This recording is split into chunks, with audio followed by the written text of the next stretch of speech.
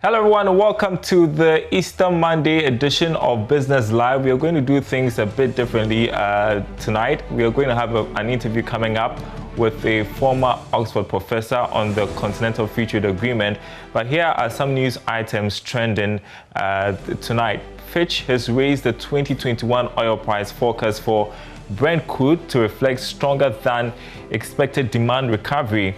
Also trending tonight, the Ghana cedi expected to replicate last year's performance in 2021 after modest gains in the first quarter.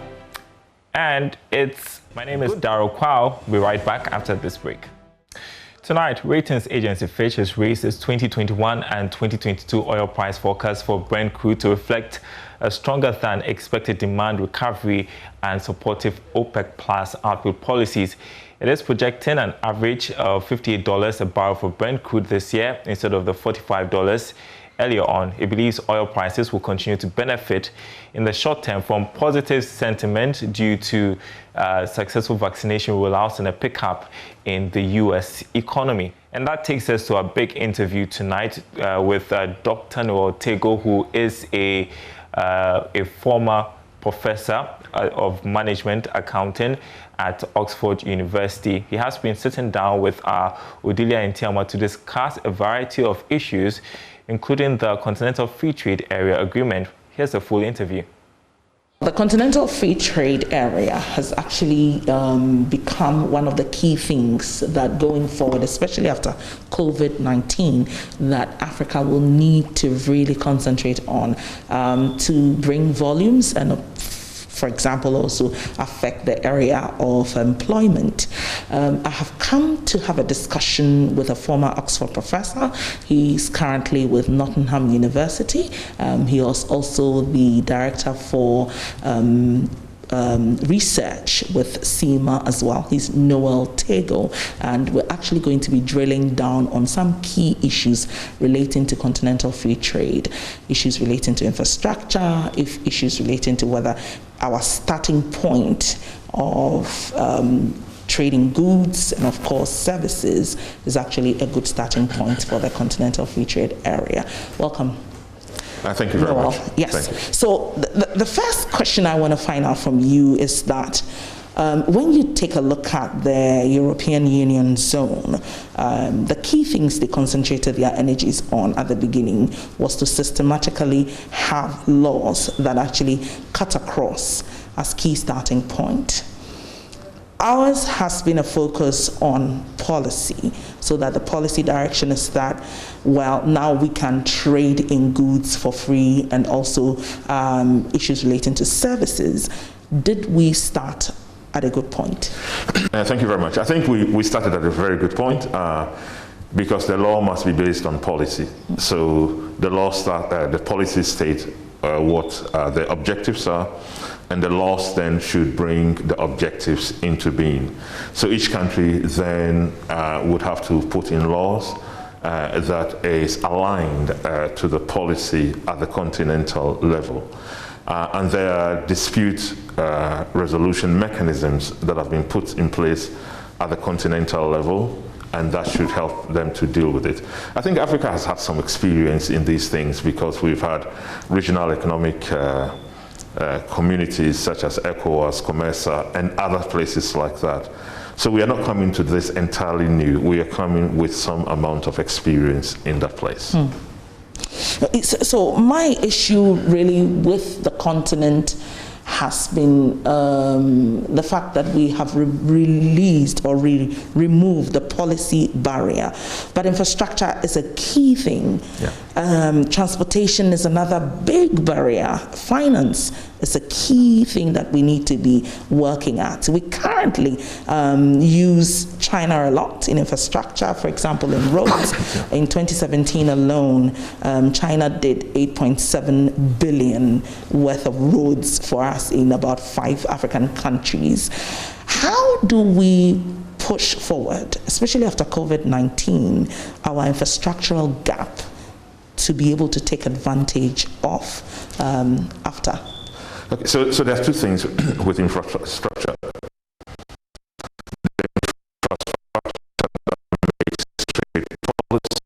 Possible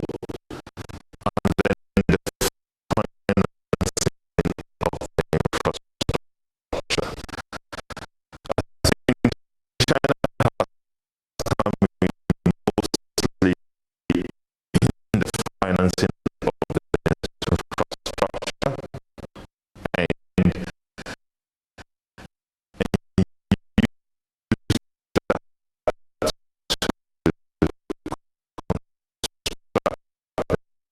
relationship there.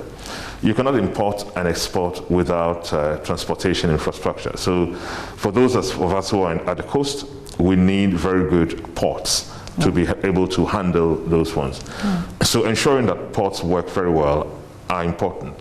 And then for those who are inland, we need freight, other means of carrying freight, such as rail infrastructure and road infrastructure and other things like that. Those are pretty costly.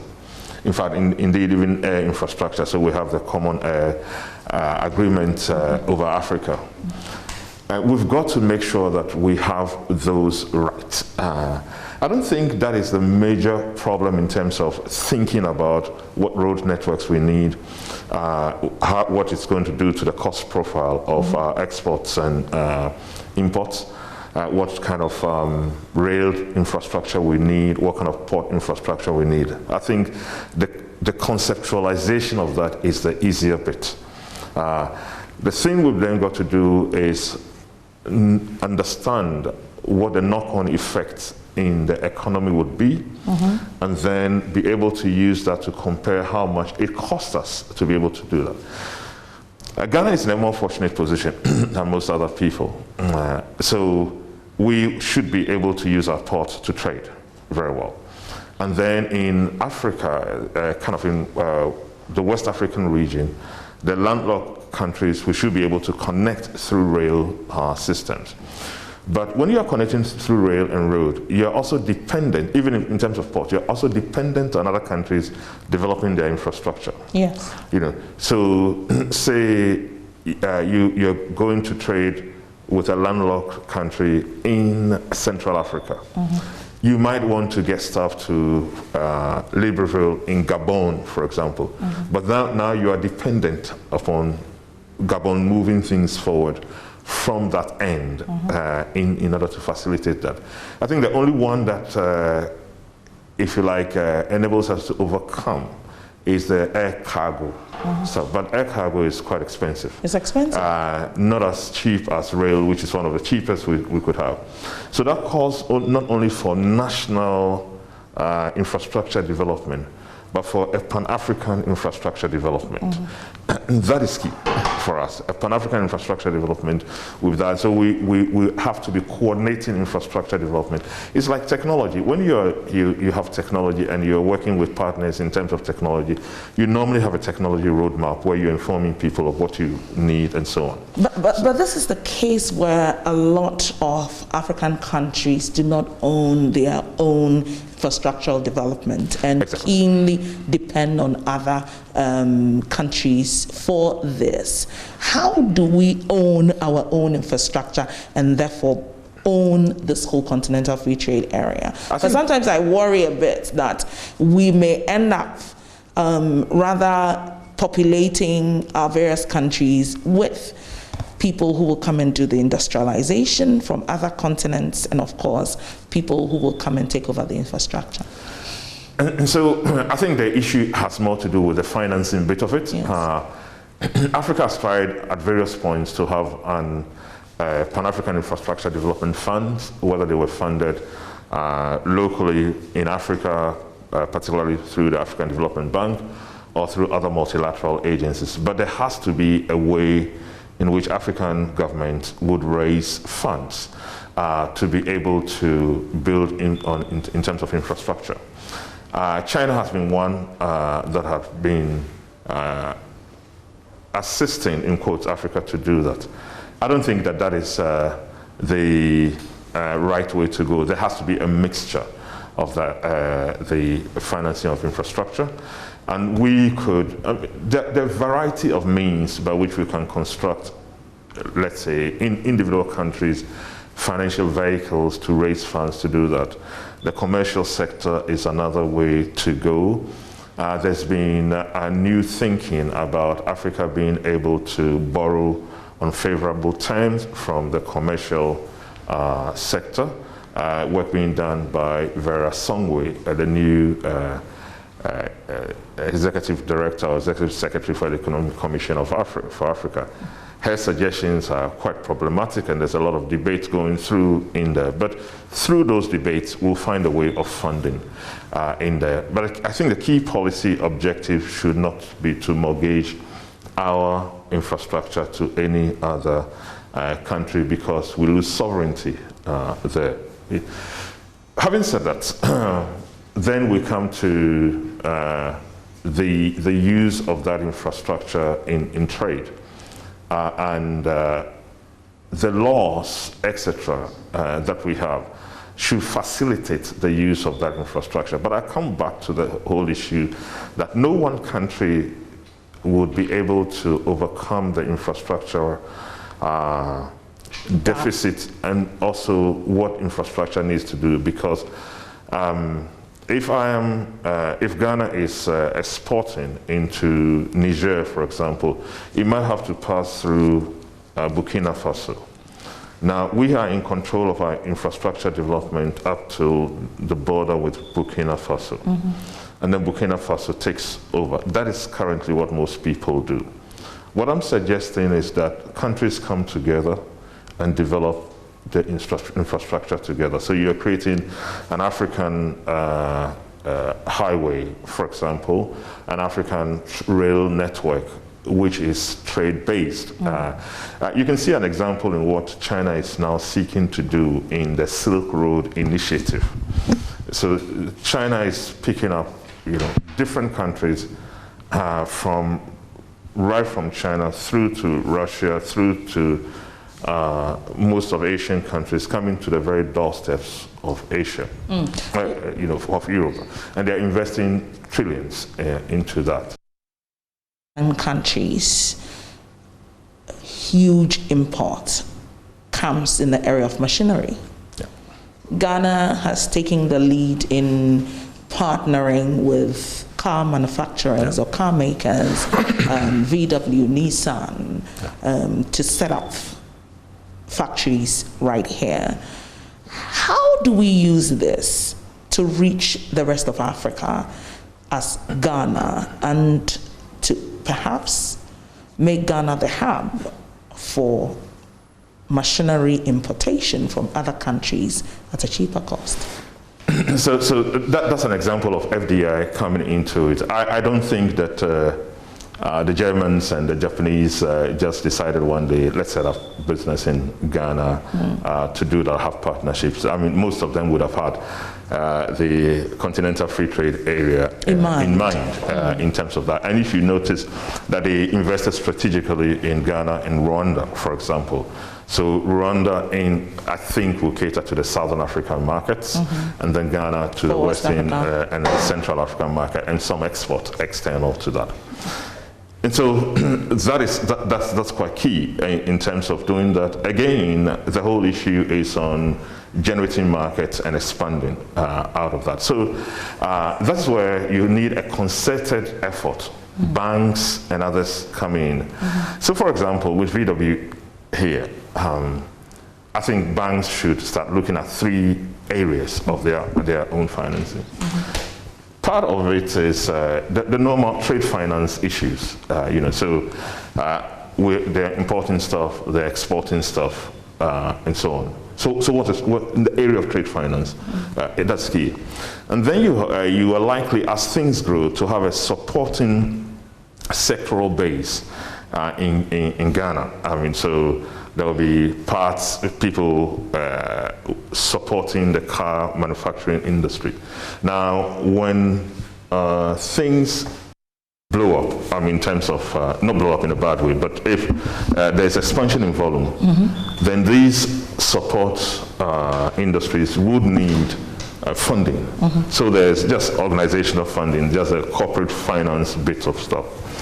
And then you cannot produce cars in Ghana and sell elsewhere alone. You got to, sell to people in Ghana, etc. Right. So the whole issue of consumer finance also comes in over there. And we cannot continue to do business as usual in this area: trade finance, corporate funding, and consumer finance over there.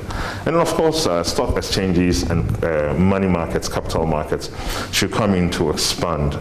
But this time, their thinking should not be, I'm servicing a market of 30 million people. It is, I'm servicing a market of potentially 1.3 billion people. That's the addressable market. So you've got to have a look at it. So a big thing, in my view, insofar as government policy should be concerned, and I presume that in Ghana this would sit with Ministry of Trade and Industries. Yes. And I would argue that it should also sit at the presidency, because that's important to us. Because there have to be coordination with different sectors to make these things happen. So in terms of infrastructure, it's not trade and industry that will make sure infrastructure is there. In terms of digitization, it's not trade and industry that will make sure there is digitization. So it should be it should be cross-sectoral in terms of that. And in particular, the education system must also start giving people an entrepreneurial mindset that transcends Ghana, and ensure that things move in the right direction. So the coordination is very key. Yeah. When it comes to the car manufacturing side, one of the key things I observed when the oil and gas drilling started in 2010 in commercial quantities, issues relating to insurance, for example. Exactly. Very little of the whole insurance industry actually took advantage of the sector because of the huge cost which comes with the sector. When you take a look at the banking sector now and the conversations we're having in the area of industrialization, car manufacturing and all that, are the banks well positioned, or you think that as soon as practicable, the Bank of Ghana should start having another minimum capital requirement conversation? The minimum capital requirement conversation is quite a traumatic one for most banks, so I will stay slightly, you will spare them. Slightly clear of that. But I think the key issue is in working together. And working together not only as Ghanaian banks working together, because you can underwrite financing, etc. I mean, they do that all the time. They are lead in lending money and other support in order to meet various banking requirements. But we should begin to think more on a transcontinental basis in terms of that, and where banks from different countries come together and do stuff in terms of that. And so there has to be an understanding of that. There are some regional banks in Africa anyway, the likes of EcoBank and so on. And the likes of Standard Chartered have subsidiaries in other places in Africa. So in a sense, we should start thinking Pan-African also in that, because of Pan-African effort. The second thing is that you cannot avoid taking capital from external sources. But the kind of thing that, I mean, if I was sitting down in a bank somewhere outside of Africa, I'd think about bringing a subsidiary into Africa. I think about, if I already have a subsidiary in Africa and the trade opportunities are huge, the industrialization opportunities are huge, then I think about putting in money over there rather than booking loans externally and so on, because that itself might have their own kind of issues with the FTA. So it is. We should be able to start articulating ourselves. So when we talk about FDI, we're not talking only about manufacturing.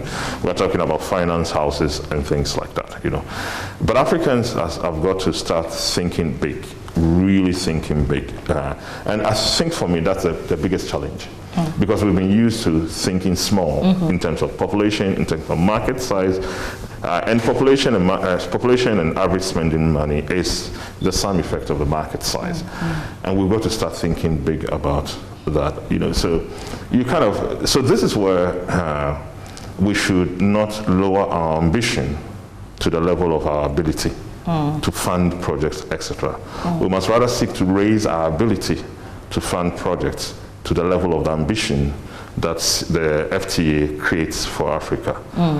So yes, currently most people in Ghana, most banks in Ghana would not be able to do anything. Yes. But I stress that they can work with other banks in Africa, they can work with other banks in Ghana, and they can start thinking about themselves as bringing in more investment into the banking sector itself in order to do stuff. And then other innovative ways of financing could be picked up. Key thing in Ghana currently, our debt status is virtually overwhelming for us to even deal with issues relating to our own budgets, our own activities. How can government surmount this and begin to even think of the continental free trade as a real opportunity and to look at investment with 1.3 billion people in mind? So I think the debt situation should come down to some extent, to what extent is a matter of policy choices and astute economic management. But our current debt situation really has a lot of COVID written all over it. Every country has gone through that. The extent to which it is COVID related, it's been politicized. But then again, politicians know how to politicize, even whether you eat kinky in the morning or not. But having come to that, all over the world, I mean, our tax base is too low. It's just that. Look, and Ghanaians must realize that government raises money from only a few things. One is you tax, two is you borrow, three is you get grants from people. When you're getting grants, you're ceding part of your sovereignty. Yeah. And four is when you are getting dividends from areas that you've invested in yourself. So you cannot continue to borrow all the time if you don't have a means of repaying them and servicing the loan. You cannot continue to rely on the good nature of development partners to give you grants. And so it's either you have businesses, which we don't have. I don't think the state-owned enterprises contribute a lot to the national to change anything. Yeah. So taxation becomes a key area. There are a couple of things to note about taxation. Number one is that we have to widen the base. And widening the base is in both the formal sector and the informal sector. We don't seem to have much data on the informal sector. But if we manage to bring data in the informal sector, then we are beginning the journey to widening the base. And you don't only need data, you need good analysis of the data to get insights into how much they are performing and so on and so forth. And then you need to be able to collect taxes from them in a manner that does not impose upon them. So someone who is in the informal sector doesn't have the time to go and write all manner of things. So daily tax rates, for example, are important and manageable. And what says that we cannot develop apps to collect taxes and that the payment system shouldn't be mobile money, for example? In the own kind of line of work that I do, I would estimate that our tax intake can increase by several billions of cedis, probably a couple. All right, that was a former Oxford University professor of accounting and management practice, Dr. Noel Tego, speaking to our Odilia in Tiamwa about the Continental Free Trade Agreement and other issues. That'll be it for Business Live this holiday. My name is Daryl Kwa. Thanks for watching. You can always catch up on the news headlines on our website, myjoyonline.com/business. Enjoy the rest of the day.